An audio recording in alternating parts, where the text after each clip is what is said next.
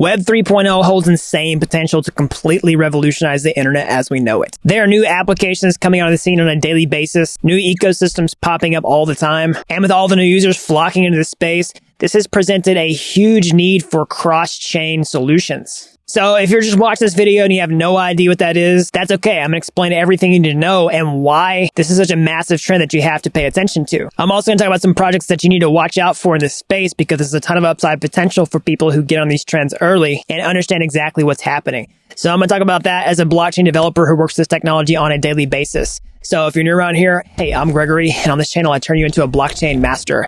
So if that's something that you're interested in, then smash that like button down below for the YouTube algorithm and subscribe to this channel. And if you want to learn how to master blockchain step-by-step start to finish, then head on over to dappuniversity.com/bootcamp to get started today. All right, so let's talk about the cross-chain future for Web 3.0, the current state of things, where this is headed, what projects you need to watch out for, and how you can position yourself for this future. So let's start off with this current state of things. During 2020 and 2021, we saw a massive explosion of multiple layer one smart contract platforms that started bootstrapping new ecosystems, right? New tokens, new projects coming up. But now you have this problem. There's all these different assets and applications that are fragmented across these different blockchains. And many of these things are here to stay. Not every ecosystem is going to survive long term. We'll likely see many of these stick around for good. So you can see the current breakdown of this, the dominance from the Ethereum platform and also others in terms of TVL. You can see that here. So what you have here is a massive interoperability problem or compatibility problem from moving between chain to chain. Lots of people do this originally by just using centralized exchanges to move funds from one place to another. But there's a huge need to do this in a decentralized way. And that's where these cross-chain protocols come into play. And now I'm going to show you how these work so that you can get your hands dirty with these and position yourself for the future and also the potential upside associated with these projects. So here's how it works. So again, the problem essentially is that you have all these assets and applications that are fragmented across different ecosystems, and people want to move in between those ecosystems without having to do KYC or just have the risk of getting onto a centralized exchange. So the decentralized component for that are these cross-chain protocols. There's a lot of them out there. I'm going to talk about some of them in this video, how you can use them. But essentially, most of these are just bridges. A bridge is something that just lets you, move from one blockchain to another, straight from your MetaMask wallet, okay? So that's the benefit to the end user, but there's also benefits for people who want to help run these bridges where they can earn a significant amount of passive income by supporting these protocols, and I'll show you exactly how both of those things work right now. All right, so here's a quick diagram of how this works. So basically, let's say you're on one blockchain, like Ethereum, for example, and you want to move to a different blockchain like Phantom, Avalanche, or even just a layer 2 for Ethereum like Optimism, for example. Okay. So essentially what you can do all this from your MetaMask wallet by basically going to a website that connects to one of these protocols. Now let's just call it a bridge. All right. Some of them work differently than others. All right. And you basically are able to have this process in the middle, this protocol that talks to each blockchain and moves from one to another. All right, straight from your wallet. So I'll stop and say this. We've of course seen a lot of exploits on bridges as of late, especially with the Ronin bridge, which was the largest DeFi exploit ever. So these are definitely not without risk. I'm going to talk about those risks later on in the video. But I do think bridges are getting better, and that's one of the reasons I'm making this video is because I do think they are the future for people who want to exercise this method of moving in between blockchains. So that's the benefit to the end users. You can do all this in a decentralized way straight from your MetaMask wallet. You have this protocol that sits in the middle that talks to each blockchain. So the benefit to the liquidity providers, to earn passive income is this. So essentially, all these bridges require liquidity. They require cryptocurrency that's provided to the protocol to facilitate these transfers. So basically, if you're swapping, from one from one blockchain to another, or just transferring funds, there has to be funds in this protocol to facilitate that process. And so that's where the decentralized liquidity providers come into play. You can essentially, add your cryptocurrency to these pools, okay? And then that helps people move money from one chain to another. And then these liquidity providers are then compensated, okay, as a passive income reward for doing this. So imagine there's huge use cases here. Let's say Bitcoin, for example, you're holding on to Bitcoin and you want to earn yield on it. Well, you can't natively do that on the Bitcoin blockchain.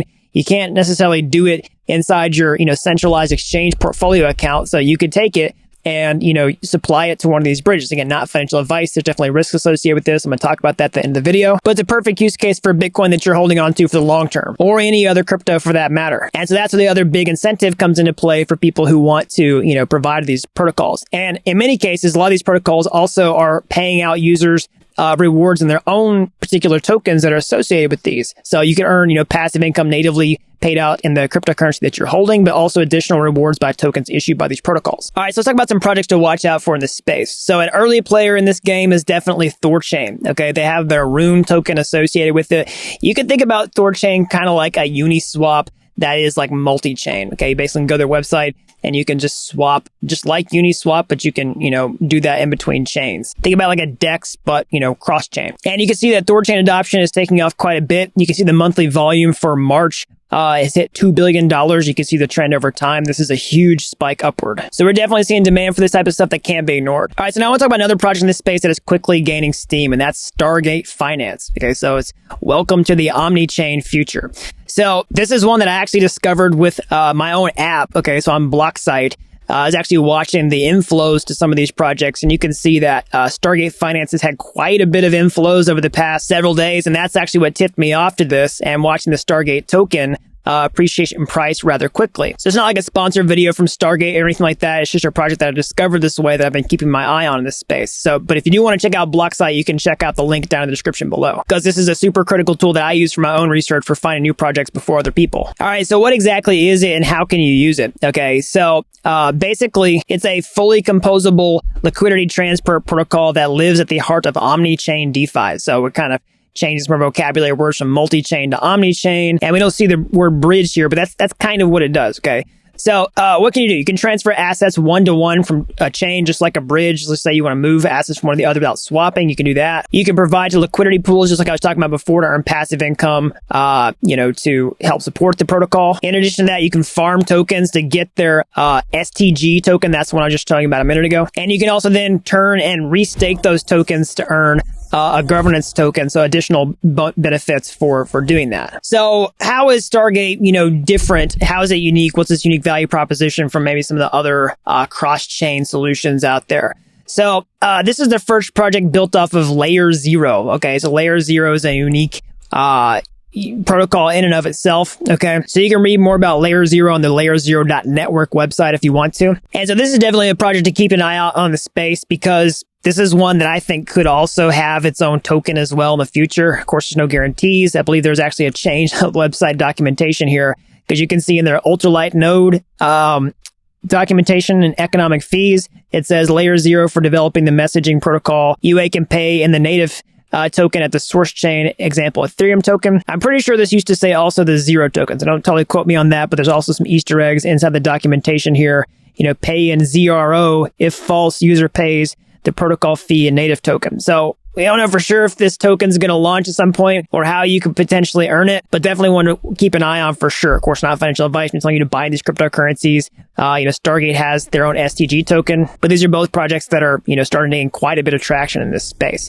So how can you use the actual Stargate protocol itself? So you can just go over the transfer tab here, and this is what the user experience looks like for bridges and why, it's such an attractive option for a lot of people. So basically all you have to do is connect your MetaMask wallet here, and then basically select the token you're coming from. And so what you do is basically you just tell it the token you have on whatever network you have. So you could say, USDC, you could look at any of these assets, right? And then basically you can tell what network you're coming from to: Ethereum, Binance Smart Chain, Avalanche, Matic, Arbitrum, Optimism, Phantom.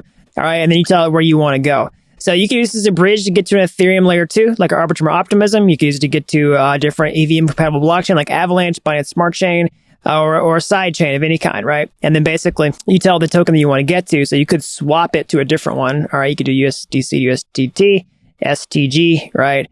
Or you could just bridge the funds straight over without doing any kind of swap, enter the amount, see the fees you're going to pay, and then click swap. Okay. So they also have a walkthrough mode up here, which is super helpful. All right. So you can check that out if you want to. So now, before you do this, I want to talk about the risks associated with bridges. Okay. Because this is definitely something that you have to watch out for long term. This is not financial advice. Definitely, if you're going to do anything like this, you want to experiment with a small amount of money that you can certainly afford to lose. And I'm not even tell you to do this. So here are all the big risks associated with bridges. Okay. We've seen multiple cross-chain protocols have exploits like Thorchain. We saw it with Ronin recently, all right, with their bridge as well. It's the largest exploit in DeFi history, over $600 million. So essentially, the real problem here is that you have all these cryptocurrencies locked into these protocols providing liquidity, and there's just lots of different failure points, for these assets, how they could be moved. So we've seen people spoof messages to bridges to say that, oh, they can withdraw funds, but they shouldn't be able to.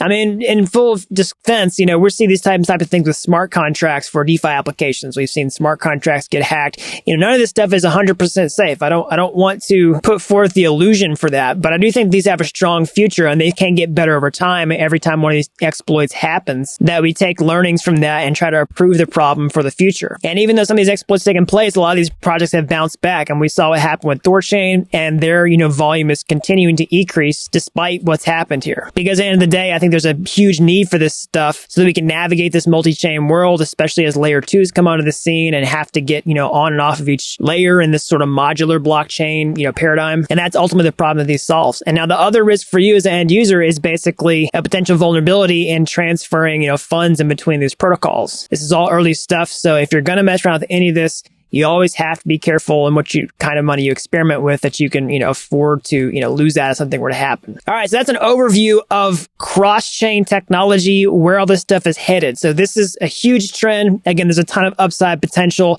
associated with these projects. There's lots of tokens that we've seen launching with these types of projects. Of course, not financial advice, not telling you to buy any of those. There's lots of opportunities to earn yield with these opportunities. Again, it's a huge compelling use case to take cryptocurrencies that you're holding on to long term and just parking it somewhere so that you can provide liquidity. I think all the incentives are in place for this to really just snowball and continue on as the entire Web3 space continues to take off, and this along with it.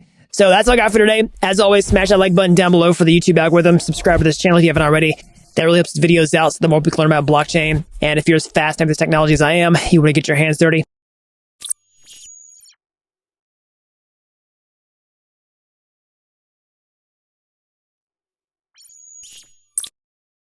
I can show you how to become a blockchain master step-by-step, start to finish, over at dappuniversity.com/bootcamp.